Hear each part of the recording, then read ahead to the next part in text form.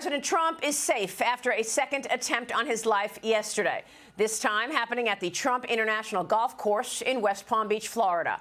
Police say the suspect is this man, Ryan Wesley Routh, pictured moments after his arrest. Police describing him as detached when he was brought into custody. An AK-47 rifle pictured here, seen by Secret Service agents as the barrel poked through a chain-linked fence. Sheriff's deputies also seized a GoPro camera nearby, along with a backpack. Trump was on his fifth hole when the suspect was spotted. Secret Service opened fire on him shortly after. Authorities say Routh was anywhere between 300 and 500 yards away from the former president. In the bushes where this guy was is a AK-47 style rifle with a scope, two backpacks which were hung on the fence that had ceramic tile in them, and a GoPro, which he was going to take pictures of. So those are being processed right now. Rifle was pointed out, our agents engaged. We are not sure right now if the individual was able to take a shot at our agents, but for sure our agents were able to engage with the subject. The suspect fled in his car, but he was quickly spotted on the highway after a witness saw it and snapped a photo of the license plate. Routh was then stopped and arrested.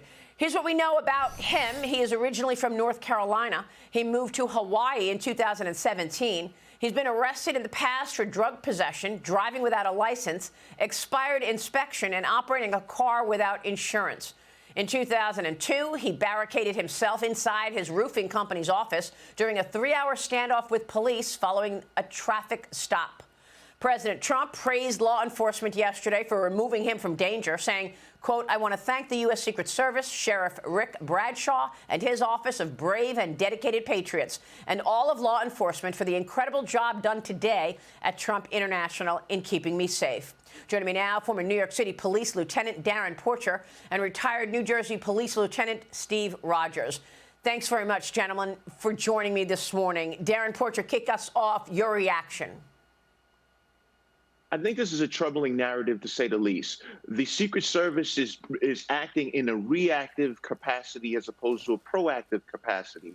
If you don't pay attention to history, it will rear its ugly head. When we see what happened in Butler, it was clear that the resources were not in place to support the protections of the former president. As a result, an assassin took a shot, and luckily he's still alive. Fast forward to this recent event, the same thing happened. Although the intended assassin did not get a shot off at the former president, it still begs the question as to why was he able to get so close? 200 yards away is very close for an assassin with a scope on their rifle. I'm a former military officer. I know that you can kill someone from a distance like that. So it begs the question as to why did the Secret Service not have the necessary fortifications in play to ensure that our former president was safe? And there's a lot of questions that Congress will have to answer. That is all they'll have to spot answer on. to Congress. That's right.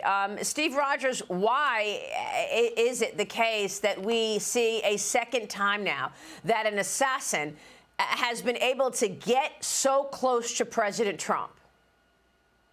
Well, to begin with, I thank God for the Secret Service agent who engaged the shooter and the other law enforcement officers. But I totally agree with my colleague, Darrin. Look, I just saw what you rolled with regard to the sheriff defending the Secret Service, explaining that they did their job. Well, they did not. I was appalled when I heard that. The fact of the matter is that the Secret Service failed again. Now, look, common sense tells you, Maria, that we just had an attempted assassination in Butler, Pennsylvania, on the former president. So that security should have been beefed up. I don't buy the argument that, well, if he was the president, we'd have more agents. It would have been a simple task, Maria, to get canine dogs out there and just go along that perimeter of that fence.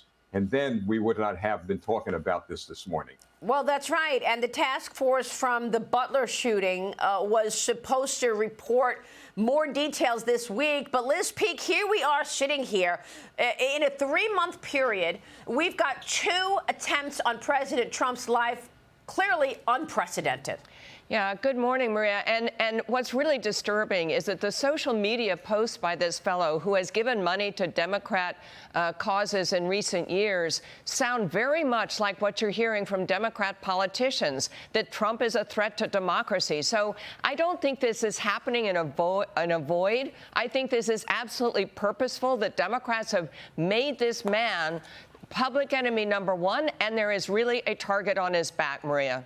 Yeah, this is spot on, Liz. And in fact, this came up at the debate last week. President Trump pointed out all of this negative rhetoric and said this is putting his life in danger. Watch this. This is the one that weaponized, not me. She weaponized. I probably took a bullet to the head because of the things that they say about me. They talk about democracy. I'm a threat to democracy. They're the threat to democracy. Darrin and Steve, weigh in here about this rhetoric. To what extent do you see this rhetoric on the left triggering people like these shooters? This is the time to dial down the rhetoric. I mean, we are a great nation. We're the greatest nation on the face of this earth. And as President Trump mentioned, this is not a banana republic. We shouldn't experience assassination attempts on our leaders or our potential leaders. This is not Venezuela. We are much better than that. And it just pains me to see that the narrative continues and there's been no correction in sight from the perspective of the Secret Service or even the radical statements that are made on the opposition. And now is the time to put this behind us and focus on this election and not have interference to ensure that we have the appropriate candidate that's elected as the president of the United States. Steve Rogers, yeah, what about that? The Federalist writes this morning, Democrats did the opposite of, quote, lower the temperature between Trump assassination attempts. The Federalist writes, when an assassin first attempted to take Trump's life at the Butler, Pennsylvania rally in July, Democrats and the media everywhere overlooked their roles in stoking the flames of hatred, Steve.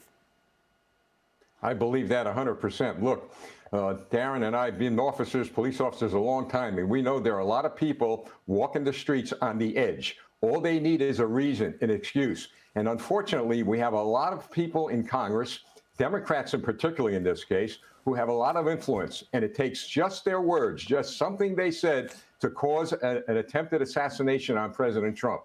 These individuals that are increasing their rhetoric are allowing these others to go out and pull the trigger.